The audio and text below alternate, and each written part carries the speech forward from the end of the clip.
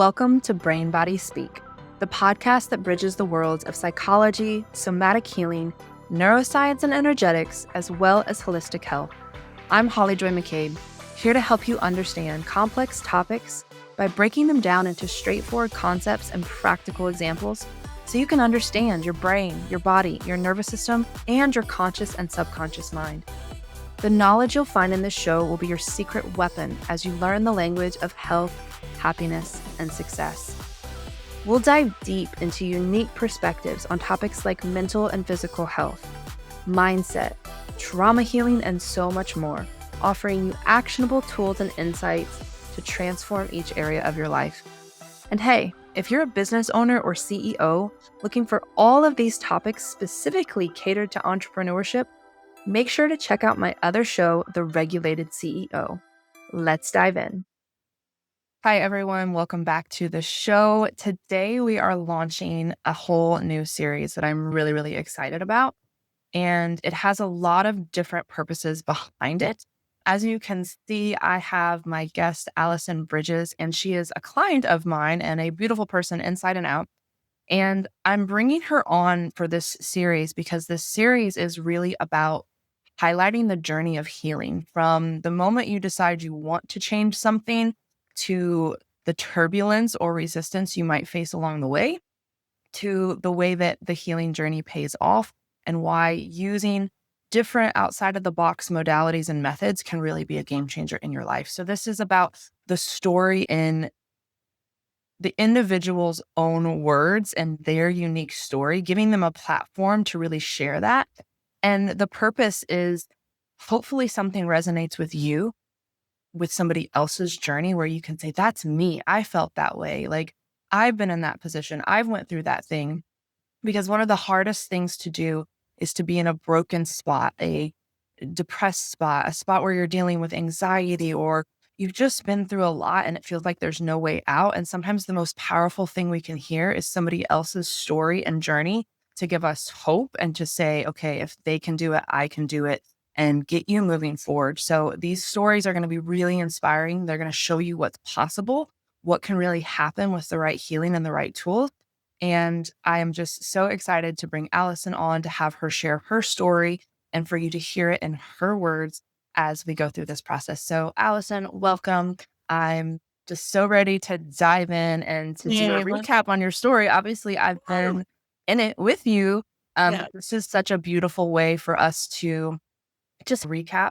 I know you know from working with me that like one of my main roles in my work is to hold the mirror up and show people their wins and show them things in ways you can't quite see when you're in your own life. And celebrating your wins and your progress is like, the further we get in the journey, the more that's like my job. It's like, hey, by the way, like high five, you just did this thing. Hey, that's really awesome. Congrats. So I think this process is just as much a part of the therapeutic journey as anything else we've done. So to just give everybody a little bit of an idea of who you are and what your background is, I would love to just give you the floor and do an intro and then what led you to the point where you decided like something needs to change. I've got to do things differently and pulling the trigger on starting this process with doing the Satori Method with me. Yeah. So if you know me, I'm a serial overachiever. I guess I'll give myself that label. But most of my background has been in more of like C-suite positions, consulting. I'm working directly for either the owner of the company or whatnot, which has taught me so much. But as we continue to talk, we'll unravel some of these things too. But, I've been married for 14-ish years to my best friend. I have two children, Aubrey and Kaden, 11, 14. So navigating a little bit through how to be a middle school mom right now. But yeah, I'm realizing even like going through this process, like how simple things are to me. And really what drives me is freedom. And I think a lot of the things that I love to do really are just parts of that. Taking a quick walk, being in the sun and being able just to sit with myself for a little bit. Like those things that I love really are just so simple. So I guess I'm a pretty boring person. Boring and freedom are honestly, that's something we talk about a lot in the process, especially when you're used to chaos and stress and trauma and anxiety. And there's always this point where the restlessness pops up. And I have to, again, be that mirror to people and say, when you're used to that level of stress or anxiety or chaos, when things start to calm down and you start to get really clear and intentional, it actually feels a little boring at first. So it's funny to mention that, but that is actually a part of the process. But I don't think freedom and clarity and peace and purpose are boring. They just, I guess sometimes it depends on who you're talking to, right? Yeah, I think too, for me, I mean, you and I talked about this too. I think because I've been used to just constant chaos and friction and putting out fires that weren't really fires for people and putting all of that first, it has been really nice to remove all of that and not feel all that chaos. But I'm sitting in this spot and have been for a little while where I'm like, where is that? And our talk actually this week was so nice because I realized things are so simple now because I did the work to make things simple and free and clear. And that reminder from you, I needed so much. Like I have it actually on my desktop right now. Yeah, I love it. So let's dive into, we are basically on our second cycle. And so for those of you who aren't familiar, the Satori Method is this 90-day like transformational journey that I take people through. It's my signature method that I created from 20 years of studying the mind, the body, psychology, brain based modalities relevant to healing trauma, creating success, and health, mental and physical health. And so I pull upon a lot of different modalities, but I infused everything from all of these different fields of science and psychology and personal development into this fluid process. And sometimes people go through one phase, it's 90 days. Oftentimes they'll go through multiples because we just keep building and it keeps compounding. So I just wanted to explain that. And Alison is on, I think, week 2 of her second phase. She did the initial 90 days, which is often about getting people out of the chaos, like out of the hurricane, I call it, to dry land, getting stable, getting clear, and like breathing, right? And getting comfortable with that. We do that by building nervous system capacity while also working on the subconscious mind, our belief systems, our brain pathways, and these automatic kind of chaotic responses. And then, of course, just really anchoring into those beliefs and creating capacity in the nervous system. So it's the first 90 days is just like insane how transformational it is. But then we go through deeper and deeper layers, which Alice and I are now venturing into more of the business side. And it's really an incredible process. So that's what the process is. That's what she's gone through one journey of and is on her second now. And so what was that moment, that first week before our first session? I remember a lot of the details, but I want to give you the opportunity to time travel for a minute and just go back and describe where you were mentally, physically, and what life was like for you. Oh my goodness. I think first and foremost, chaotic is a really great word, but because I always seem so calm on the outside, because I have really trained myself to act in that manner, not healthy, but everything was chaotic underneath the surface. And what that looked like for me, I was not even being able to like get a full breath in sometimes from just anxiety that I had internalized. I booked a massage and the massage therapist told me how just the extremity of the tenseness in my shoulders from just constantly feeling like almost in protection mode. I mean, I have to tell myself to not do that. I think other things, I was having like mini panic attacks. I had a very, very traumatic vomiting kind of panic attack, which had never happened to me before. It was more so the more minor where I would catch myself. I'd say too is I just was blocking so many things out. Anything that I felt would maybe cause me harm, I wasn't even able to complete. And that really hard, especially in relation to business, because in the roles that I've been in and things of that nature, being a business owner, all of that, that's just not really an option. And I found myself not even being able to complete the simplest of tasks. Like my husband would say, even like from the home side, hey, can you call and pay the water bill? Like that's a stupid example, but I was like fighting simple tasks like that because I just, working with you, I realized I just I didn't have the capacity to do that, which seems so crazy to say out loud and a little embarrassing to say out loud, but I was getting really it was to that point. And I remember even just starting with you, like you had to keep telling me to do things. It was like, Allison, complete your inventory report. Allison, make sure you're filling out your tool worksheet, and little things like that I would even avoid. And now I'm realizing that it was all because I just couldn't handle anything else. I literally could not handle anything else. So the first session, I'm not a crier. Anyone that may be listening or watching that knows me, I'm very, what you see is what you get, very consistent personality on the outside and how I treat people. And I think I cried the entire hour. I feel like, actually, but even allowing myself to do that was a step in the right direction, in my opinion, because I think that was really one of the only sessions that I got to that, because then I started, being able to logically work through these things, and with the help of the tools, and then also the questions that you would ask me and how you would actually hold me accountable for things. I really needed that because I was practicing so much avoidance. Yeah. And that's such a common thing for the starting phase. When people come on board with me, they're coming on board because they are in a very rough spot. They are dealing with so much trauma and so much dysregulation. So I have to always find this perfect balance of push the nudge without it being like this beat you over the head, because I know what it's like when you're beyond capacity and you're drowning. Yeah. Then I understand that process. And it's just this gentle moving forward. Before we got on this call, I pulled up your phase one.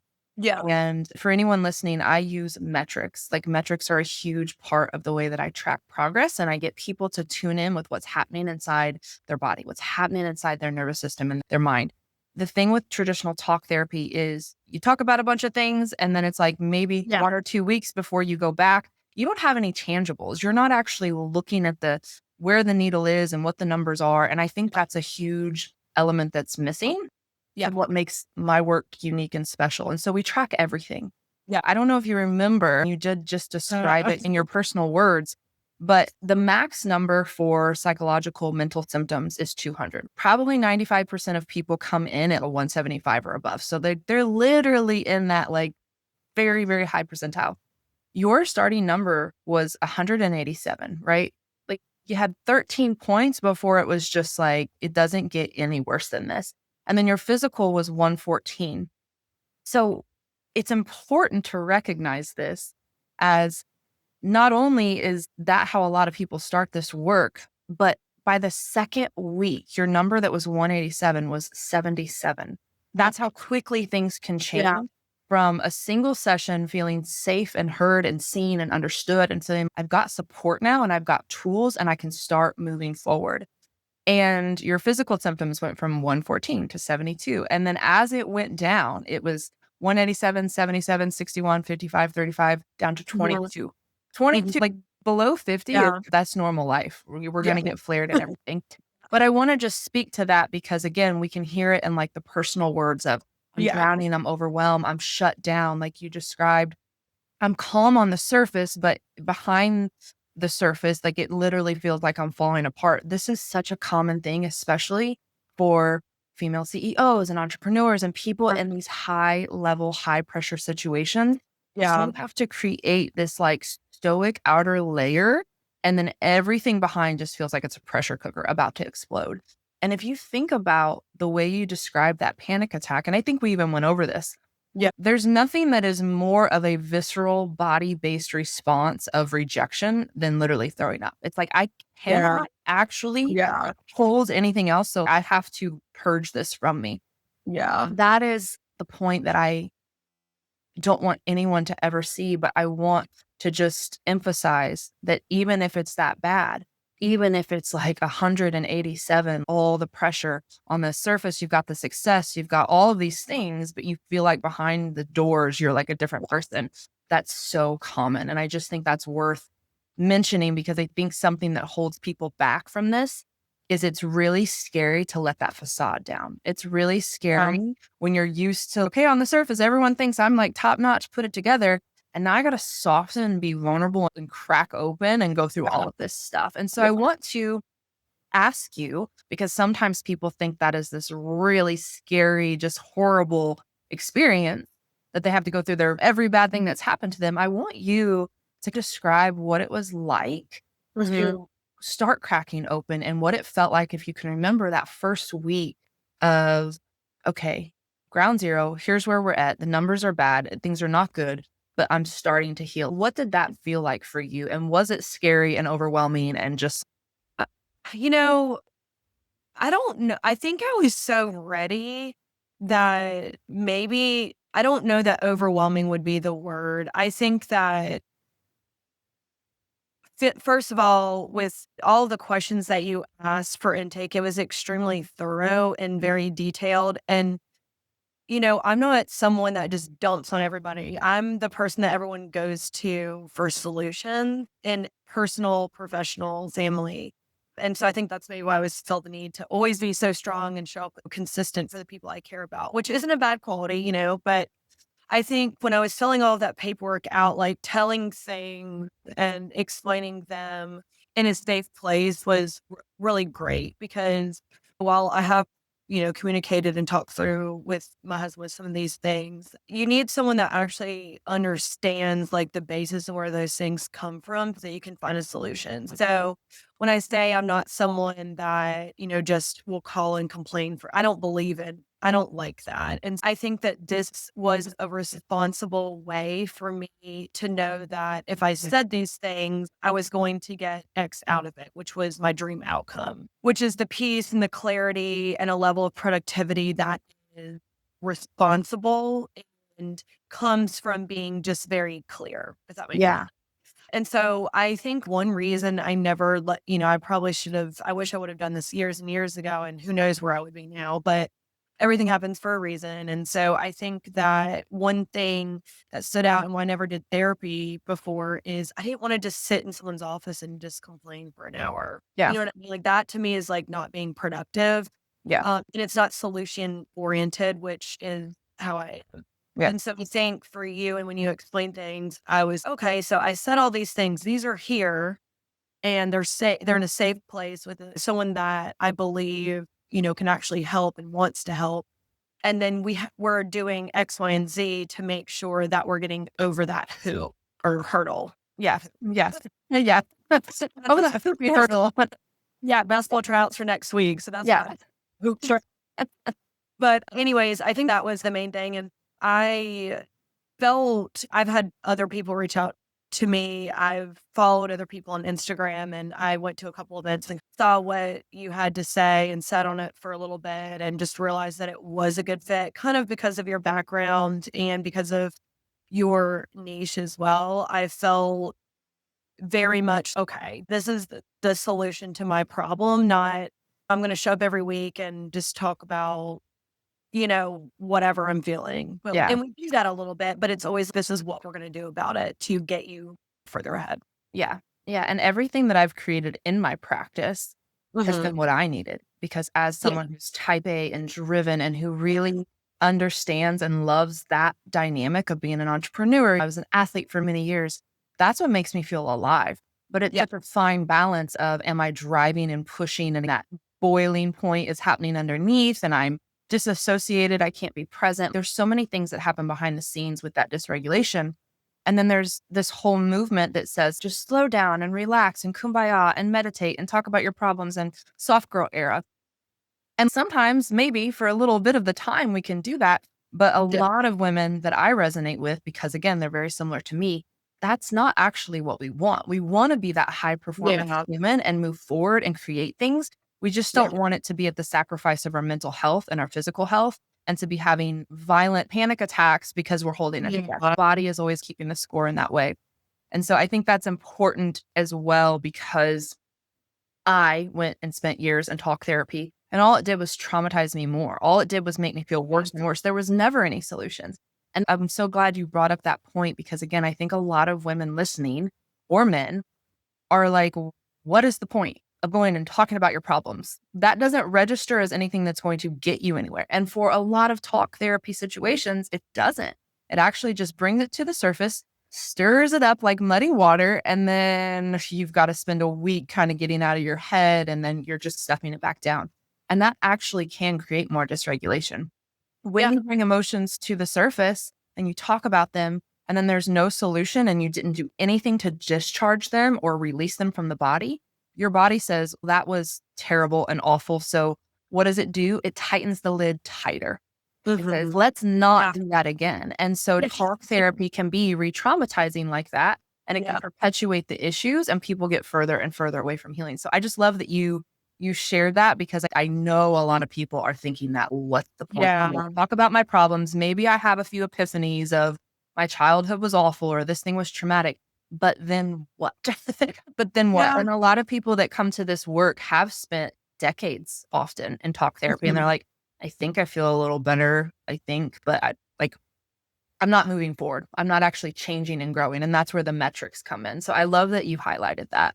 Yeah, definitely. I think that the other part of it is like, I don't get into the victim mentality. You know what I mean? Like, things happen and things suck and they may not be your fault, but it's still your responsibility.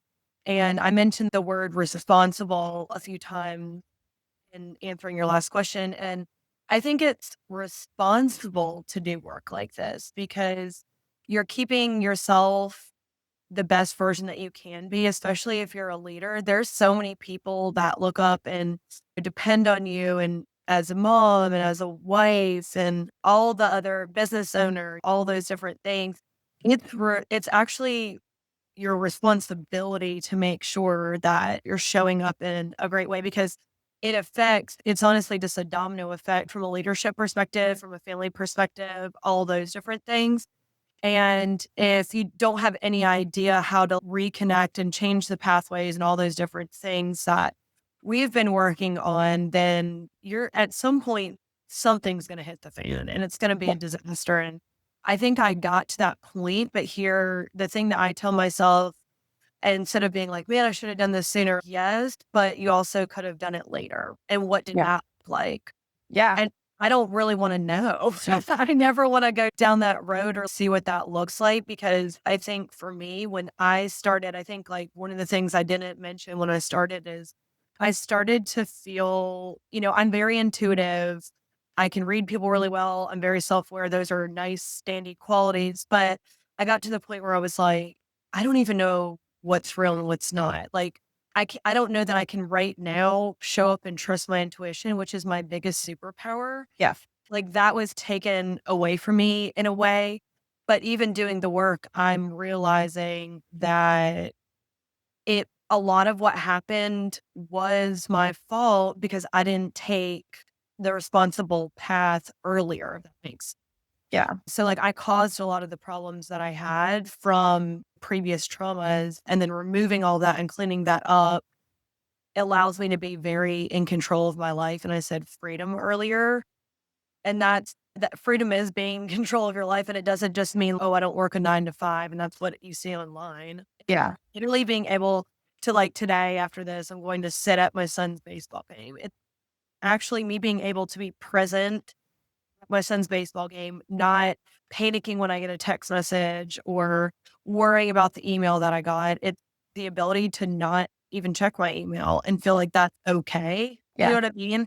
And that's all I've ever been looking for. And it sounds so simple, but I know that there's so many people that don't show up that way because I did it most of my life. It's really the fundamentals of trauma and how the brain and the nervous system get shaped, where you have this bucket of capacity of the things you can handle. And all these things we collect, and it's overflowing. And when it's overflowing, your SOS is like always on. Like the alarm bells are always on. You don't sleep well. You don't focus. That fragmentation, that I don't know what's real and what's not, happens because your systems are so depleted and so exhausted that it just blurs together. It's like we've tried to keep you safe from this threat for so long. And eventually the threat system is, okay, we're only supposed to be on from time to time, not 24/7 for 30, 40, 50 years, Yeah.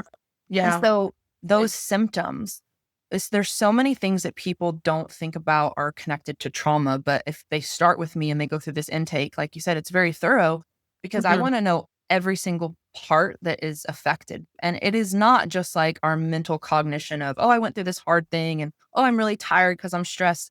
There's not a cell of your body or a function of your life, whether it's family, leadership, hormonal, every single part of your physiology and your mental and physical existence is impacted by the stress that's in that bucket in your nervous system and brain. And when you start to offload that, like people feel like they're coming back to life. They Yeah. didn't even know how disassociated they were or how disconnected. Again, like you said, there's this like, I feel like I wake up and I drink my coffee and I go to work and I get things done and I pick up the kids, but like I'm not actually experiencing it. Yeah. They feel like an outsider viewing their life. And then Yeah. the inside, if they do connect in, it's so painful and it's so overwhelming. Let me just disassociate because this is not a safe place. So Yeah. creating that safety in the body where it feels safe to slow down and safe to go and watch your kids game and safe to do all of these things. It just can't be overstated how much it changes every part of your life. And that's why I'm so obsessed with this work. Yeah. It's yes, I work with CEOs and this certain kind of avatar in a way, but I work with a wide range of people. They're moms, they're people that are doing so much in so many different realms. Hey there, it's Holly Joy. Really quick, I want to take a moment of your time to tell you about something really important. You know, this show is all about diving into the science behind health, happiness, and success. And I want to tell you about something that really impacts all of us: stress. We're living in a world where stress levels are through the roof, and it's no wonder that so many of us are feeling overwhelmed, exhausted, and just plain burnt out. But did you know there's a powerful, natural way to help your body handle stress better? The answer lies in a mineral you've probably heard of, but might be overlooking: magnesium. Magnesium is your body's secret weapon in the fight against stress. And it's essential for over 300 biochemical reactions in your body, including regulating your nervous system, supporting healthy sleep, and managing your stress levels.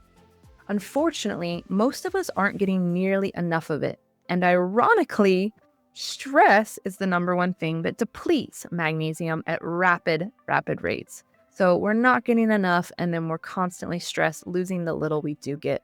And this leads to a whole host of issues: increased anxiety, trouble sleeping, and that constant feeling of being on edge are all a result of not having adequate magnesium levels. So if you're not getting enough, your body can't function optimally. And that's where 300 Zens from Zen In A Bottle really comes into play. This isn't just any magnesium supplement. It's designed to be highly absorbable without any of the junk or fillers, so that your body can actually use it to support your nervous system, calm your mind, and help you get that restful sleep you so desperately need. So if you're tired of feeling stressed out and wired, it's time to give your body the support it deserves. Start with magnesium, the number one player in the game of stress management. Head over to zeninaBottle.biz and grab your bottle of 300 Zens today. Use the code BrainBodySpeak at checkout for an exclusive discount only for our listeners. Because when it comes to your health, every little bit counts, and starting with magnesium might just be the game changer you've been looking for. Remember, your brain and body deserve the best, so let's make sure they're getting it. zeninaBottle.biz, and don't forget the code BrainBodySpeak to save. Stay balanced, stay zen, and we're back to the show. And it's like you said, it's the responsible thing to do to take care of you. Yeah. You first. You are your nervous system, and your nervous system is actually communicating with all the nervous systems around you, whether that is your family or your team or whatever. And that's why I love working with either the mom or the CEO, like that center unit, because when that person changes, everything in her orbit changes. Yeah. And that's the coolest part about it. Yeah. I want to ask you, what do you feel like was the hardest part and the easiest part of doing this healing journey? I looked forward to meeting with you I'm still meeting with you, let's be honest, but I would look forward to our meeting. And hardest part was starting, which they say that about going to the gym. It sucks waking up when you get there, you're like, God, I'm glad I did that. So I think like taking the leap and actually just signing up and doing it was probably the hardest thing. And it's going to be for most people, because starting something new is scary. There's the unknown. You don't know what's on the other side. But if you're to the point like I was, or even, a little bit better, a little bit worse, whatever the case may be, I think you have to remind yourself, like, it's scarier to keep going on like this. And that would just be like advice, but then again, just sharing the hardest thing. The easiest part for me, honestly, like I really enjoy a lot of the actual tools and things like that. And I think as I got better, I was able to do more and more and more. And you have a progressive method as well. And so we started really simple because I think based on my intake and based on where I was at, like you knew if you gave me 18 tools, I would just right. I would just avoid it because I was already doing that. That was already part of it.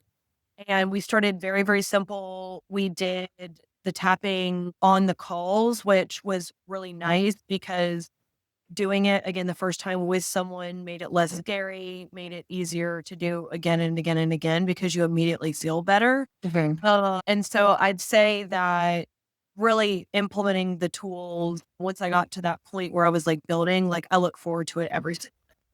Yeah, that's the momentum part. And I think there's so many free tools out there. Like you can access a lot of different things from YouTube to apps. Uh, Like many people, I myself have downloaded every health app and meditation app and tapping app and all of that. And that, if that is a thing that you resonate with, it's an amazing option. It's very accessible, low cost, all of that. But having something customized to you and done real time where you have that accountability to show up, to go through it and then get that ball rolling. Like you said, getting started is the hardest part. And that is why the accountability and the coaching and the therapy piece is so vital. And I think a lot of people have tried to do things on their own so many times and failed. And so they think it's not going to work. But if you haven't had that piece where someone's like literally laying out one step at a time for you of take this step. And if you feel like you can't, here's the tool to get you to take that step. When I look at the numbers, and I've done this so long, I know exactly how much to give people where it doesn't overload them and go backwards. And that's a huge part of the issue in the coaching space too, is people are just like, no pain, no gain, like harder is better, do all the things. And they just keep adding more and more. And if somebody's traumatized, overwhelmed, shut down, disassociated, like I can't give them a 2-hour routine to do. Like it has to be like that. But that's also why, again, I'm obsessed with this work, is because the sessions are 30 minutes. That's pretty doable by itself. But then the tools literally take a minute or two a day collectively. And people are blown away that so much change can happen from such little time. Yeah. And I think for me, we found like we worked together because you asked the questions, like if I would miss something or I couldn't add something.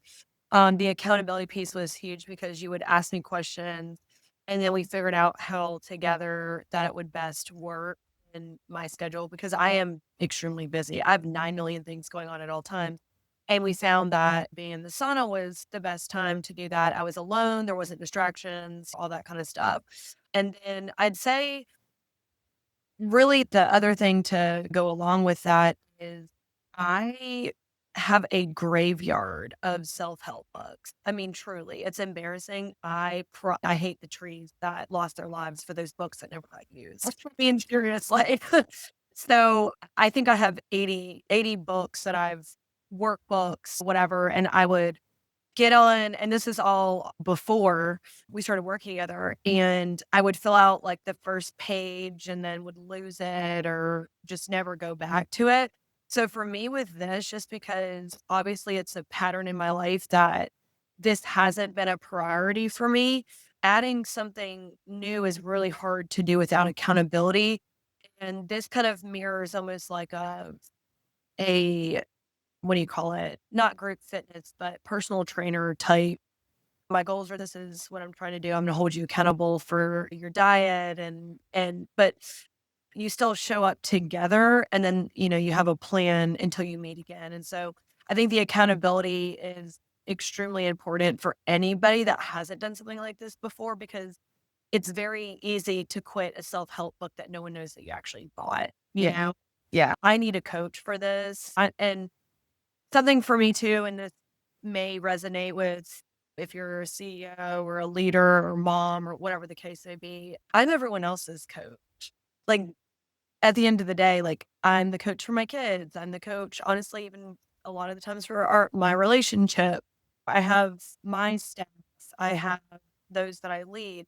And I'm everyone else's coach. And I remember one of my friends said to me years ago, and it was actually, I had had a very traumatic miscarriage in 2020. And just very, very hard time for me. And I remember one of my friends said to me, and gosh, that was 4 years ago. And it took, that long. But I remember she said to me, who's there for Allison? Like, who's coaching Allison? And the Yeah. answer was like, nobody, because there was nobody, because I hadn't met you, that knew how to do that. Yeah. I'm a tough cookie to crack. I'm not going to lie. So, but that was like the first time that I thought about it. And yes, I went through something very traumatic, but also this friend had identified that in other ways because she had known me for several years. I think if you can't answer the question, who's coaching me, that's a surefire sign that you need somebody in your corner, Yeah. because how do we show up for everyone else when you're that lonely in help with all the things that happen with daily life, Yeah. Yeah, 100%. And this conversation is so perfect because it gives like the real life version of what it's like to experience these things. And then it gives me the opportunity to explain what's happening. And with that specifically, that is a trauma response of hyperindependence. I've Yeah. nobody's been there for me. It's not been safe to rely on other people. I have to do it Yep. all. And that actually fuels a lot of our Yep. success in the career space. It makes us great healers, leaders, teachers. It was my response. But like I talk a lot about, just last week, I flew out to California to spend an entire day with my mentor and my coach. And I have mentors and coaches for all these different areas of my life. And I think the more you grow and succeed in life and kind of have that forward facing trajectory, the more Mm. you realize there is only so much I can do by myself. Like I am not a unit of Yeah. one. And if I try to be, then it's going to end very badly. So getting that support and realizing it's the smartest thing you can do to amplify your impact and your progress and the things that you do want to do, to give, to serve, to grow, to take care of everybody. But you can do that 1,000 times better when you let someone give that to you as well. So, Absolutely. final closing question. I want you to think about, if somebody's listening to this, they're just, all the things are resonating. They're like, I'm stressed. I'm probably a 200 on that list that Holly mentions. What would you tell someone who's in your shoes at some point in your journey where maybe you considered doing something like this, or you weren't sure you needed it and they're hesitant, they're on the fence, they're like, I don't know if this is going to work for me. I feel too busy. I can't add it. I've tried all the things. I've done all the self-help books. I don't know. They're just not sure. What would you tell them being in that space? Yeah. I think that being not sure about something that you know that you need is essentially was a lot of my problem. It's almost a way of avoidance because, again, it's like a protection mechanism. Like your body doesn't want to feel the feelings. And I think my advice is, yes, you do go back down memory lane and are typing out and talking about all these things that happen, but it's a very proactive program. And for me, I like to be proactive. I always say I like to work on my business, not in my business. And what's neat about this is you're really working on something. You're not working in the trauma. I don't know if that makes sense, but Yeah. that's the best way I think I can describe it because my perception of therapy I'm going to be 38 in 2 months, but for so many years was, oh, I'm just going to work in this web of problems. Yeah. That's really what it felt like. And again, probably a defense mechanism for me. And so I chose to block things out and block things out and block things out, which got me where I'm at when we started. But that's not what you're just not doing that. You're not working in your problems. You're working on yourself. And we talk so much about self-care, and some of the posts I see online are just such BS. Like, you can't just put a face mask on and grab a bottle of wine and things are going to be peachy. Yeah. Please know I did that for a very long time. But self-care Yeah. is actually working on yourself so that you can show up in your life the way that you need to.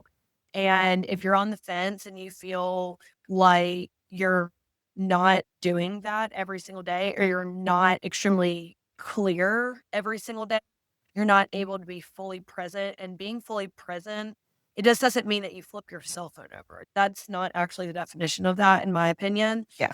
It's actually like mentally not going to these like dark places. And that's what I would do. Like if I had a calm moment where I thought that things weren't crazy, I would just go to like the mistake I made in 7th grade, that I couldn't let myself fully just enjoy something, which is Yeah. really sad to live life that way. Yeah. So I think that like just getting on a discovery call with you and on those, like, I was able to say some things out loud that immediately gave me, it made me feel a little bit better. And then just the explanation for that gave me an answer. And then all the rest of the work was working on myself. Yeah. So I know that was a long-winded answer for that, but that's truly the way that I feel and the way that I would truly direct anybody going through anything, Wow. even if you think it's like not a big deal because someone told you that. If your body is like telling you to do something about it, then that's a cry for help and you seriously need to answer that. So if you're even Yeah. considering it, something somewhere somehow made you feel like you needed this and you need to listen to yourself for once, because the reason that you're here is probably because you haven't been listening to yourself. Yeah. Yeah, exactly. No, it was a beautiful summary. And I so appreciate that because, like you said, everyone just pushes forward. And I know I've said this to you, I say it to all of my clients. Emotions buried alive always come back to life. We think by pushing Yeah. through and avoiding that it goes away. And for a while in our 20s, oftentimes that works. And Yeah. then in our 30s, it starts catching up. And then our body starts breaking down and more things surface because that bucket gets more and more overflowing. And there has to be a breaking point. And like you said, the sooner you can make that decision, the sooner you can start healing. And like the next 10 years, the next 20, 30, 40 years of your life can be completely different. And it doesn't have to be so messy where you spend 10 years in therapy because you had so much trauma and you're just like, I don't have time for that. Who has time for that? 30 minutes, you bring it to the surface, you heal it and release it. And then you create completely new pathways and changes going forward. And I Yeah. think that's what people need. And that's why I created this whole process. That's what Yeah. I needed. I didn't have time to spend 5 decades in 2-hour therapy sessions just talking about my problems. That didn't resonate for me. So I Yeah. love that you highlighted that because I just think a lot of people are going to resonate with that. Well, are there Well, any final closing words or thoughts or anything that you want to share from your journey to anyone or just anything that you want to say? I want to just give one final yeah. open space. And yeah, I've just loved this conversation. Yeah, good. The only thing I would just add is I think the way, and we're still working through things, and I plan to for a while because this is now, I've decided, a huge priority in my life because the more that I do, the better that I'll get. Same thing. If you work, the more you work out, the more in shape you're going to be. Yeah. And it's just very, very like calming to feel that I can really be 100% in charge of my life when I'm showing up for things like this. And I don't know that people look this in that way. So that's why I wanted to bring it up. I mean, we all say that if we set boundaries, then we're in charge of our life and all that kind of stuff. And I just think so much of what we see is such BS. It really just is. When you actually break it down and look at it the way that you do from a neurological standpoint and all of those things, and I can feel it. My productivity this week is, I really just don't even know how I've done all of the things, but it seems so simple. And I feel like I'm really able to get in flow state much easier, which if you do a little bit of research on, that's really where your body is truly like enjoying what you're doing. Yeah. And I can't imagine that anybody listening to this would want to go through their lives not enjoying what they're doing. That just seems so silly, right? And I mean, define what you're enjoying, define how you're enjoying it, right? Does that mean you're smiling or does that mean that your mind's not going to other places? And if it is, 9 times out of 10, like you have some work to do. But just a level of clarity from so many standpoints and like my genuine mood is completely different. I have not felt, I don't even know the last time that I've felt the way that I feel right now. I've really, maybe back in high school. I don't know. Yeah. It's been a really, really long time. And so that would be the last thing I'd say that I don't think I touched on is just like the level of actual true clarity. Not, I read a post on Instagram and that hit me. And so I sent it to my, I just think that it's so important to like redefine all of those things and like actually sit with it for 2 seconds. Yeah. I think we feed ourselves so many lies within a day. And with social media, it's so easy to just validate and label ourselves. And it can be good, right? In some ways, because how you talk to yourself and how you label yourself is how you'll show up. But that's not just it. There's so much, under the surface, under labeling, under validation. Yeah. That will help you move forward, not just feel, oh, I'm just this way and this is how I am for the rest of my life. That's so silly because we're always evolving, we're always changing, so is the Yeah. world. And I think that the last thing I'll say is I've realized that I've created the majority of my problem. And that has really allowed me, not that I ever had a victim mentality, because I wouldn't say that is something that I experienced, but I just realizing that I caused a lot of my problem also makes me feel so much more in control of my life. And I feel like I truly am able to define my future. And I'm choosing for my future to look very bright, but I'm actually able to move in that manner. So it's not just about, again, going back through and, identifying traumas. It's truly about what does your dream life look like and getting as close to that as possible. And so I couldn't be any happier, and I can't wait to continue to work on things, because if this is just me coming very much a little bit outside of the dark side, Yeah. then I can't imagine what the very bright looks like. Because I don't even think I'm there yet, And, Wow. and it happened very quickly. What I think we talked yesterday, like 100 days or something like that. And Yeah. that's pretty quick for the level that I was at. It was not good. It was Yeah. not. So Yeah. that would be the only other thing that I'd say. And just you don't get time back. Time doesn't magically come back once it's gone. And you're losing time every second that you're living in just this unclear world. Yeah. So I just tell everyone that. And it's something I truly believe. So don't waste time. Yeah. Like, throwing it in the garbage can is the worst thing you can do for yourself. Yeah. So, The trauma's not going to naturally resolve itself and just start.